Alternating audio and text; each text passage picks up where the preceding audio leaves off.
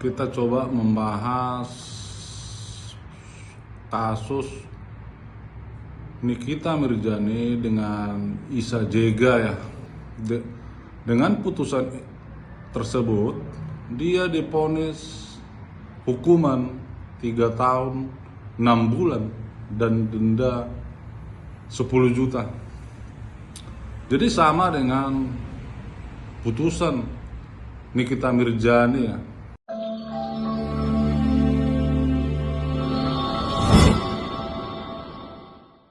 Selamat pagi saudara-saudariku dimanapun berada ya. Kita coba membahas kasus Nikita Mirzani dengan Isa Jega ya. Dengan putusan Pengadilan Negeri Kepanjen dengan putusan yang hampir sama ya, pasal yang didakwakan dan diputuskan oleh Pengadilan Negeri Kepanjen dan pasal yang divonis terhadap Nikita Mirzani di Pengadilan Negeri Jakarta Selatan ya. Kita melihat di sini ada perbedaan ya, ada perbedaan spesifik daripada vonis ya, di mana dalam permasalahan Isa Jega juga yang dilaporkan oleh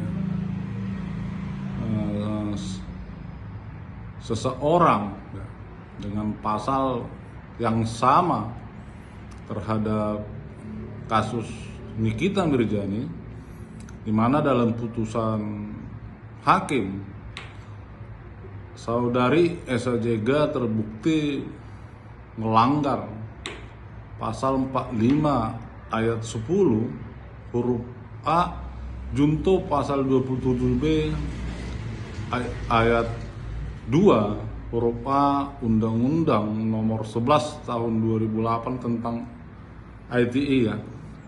Jadi dengan putusan tersebut, dia divonis hukuman 3 tahun 6 bulan dan denda 10 juta. Jadi sama dengan putusan Nikita Mirzani ya, yang notabene pasal yang diikutkan dalam vonis yaitu pasal 45 ayat 10 huruf A junto 27B ayat 2 Undang-Undang ITE dan pasal 369 ayat 1 KUHP ya, dan vonis 4 tahun.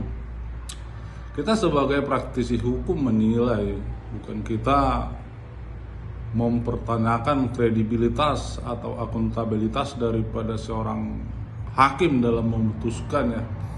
Karena dalam membuat satu putusan juga, hakim sudah terlebih dahulu melihat dengan fakta persidangan, melihat saksi-saksi, melihat alat bukti yang diajukan baik daripada JPU ataupun terdakwa dalam hal ini ya.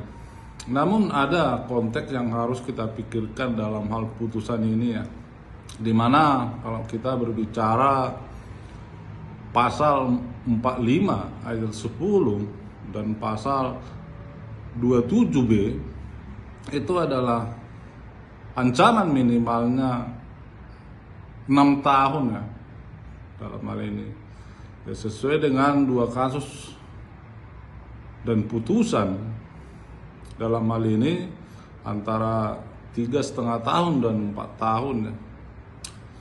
Kita diajak kembali berpikir dalam hal ini.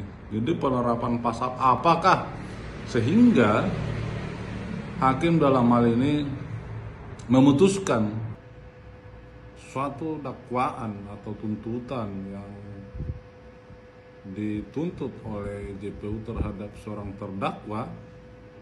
Banyak orang menilai ada sentimen tersendiri bagi terdakwa ataupun dendam pribadi ya.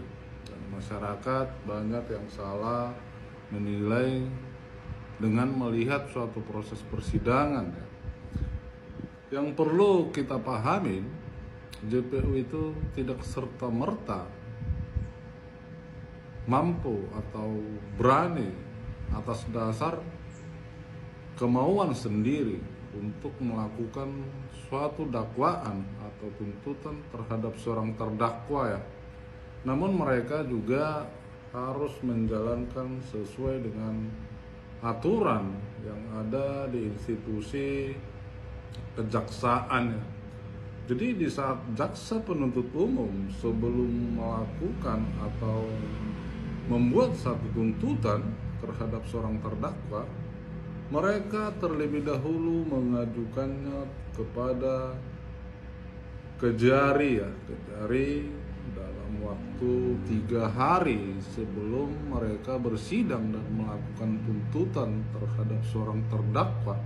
Dan selama 4 hari juga berkas itu akan dilimpahkan ke Kejati ya. Dan dasar putusan Kejari ataupun Kejati, maka JPU yang bersidang di pengadilan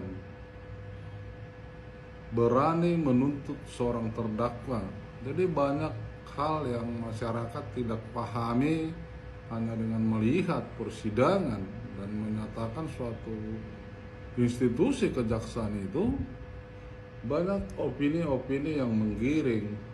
Tuntutan itu terlalu tinggi, ada dendam pribadi terhadap terdakwa karena terdakwa dinilai tidak memiliki etika. Sebenarnya itu adalah pendapat yang kurang baik ya. Karena apapun yang dilakukan oleh jaksa atau JPU dalam suatu persidangan, mereka tidak serta-merta mempunyai hak ya, hak atau ada intervensi tertentu, dendam pribadi tertentu terhadap seseorang ataupun terdakwa, tetapi mereka harus melalui mekanisme ya, mekanisme yang ada di aturan di institusi mereka. Mereka juga tidak berhak menuntut secara pribadi, tetapi dasar tuntutan itu adalah hasil mufakat baik JPU ataupun Kejari ataupun Kejati dalam hal ini ya, untuk melakukan besar kecilnya suatu tuntutan yang dilakukan terhadap terdakwa setelah melihat berkas-berkas yang ada, alat bukti yang ada. Jadi dasar penuntutan itu sudah jelas, jadi tidak ada intervensi tertentu daripada JPU itu sendiri terhadap seseorang yang mungkin dinilai kurang baik, kurang beretika. Karena kita pahami sendiri ya, kalau dasar tuntutan, seberapapun tuntutan daripada JPU terhadap seorang terdakwa, hakim juga tidak serta-merta mengikuti apa yang dituntut ya, tetapi hakim juga harus melihat proses persidangan, baik dari saksi, alat bukti ya, terus melihat aspek dari proses hukum yang ada, aturan yang ada, pasal-pasal yang ada. Mereka menimbang juga demi keadilan. Jadi kita jangan terfokus dengan buruknya suatu proses penegakan hukum dari institusi, tapi kita harus memahami terlebih dahulu layak atau tidaknya seseorang itu terdakwa itu kan berdasarkan pasal apa saja yang dilanggar, dan tetap juga nantinya yang berhak memutuskan itu adalah hakim. Jadi mari kita berpikir, bertindak, beropini lebih bijak, karena proses hukum itu sesuai dengan proses yang berlaku, aturan yang berlaku di Republik ini.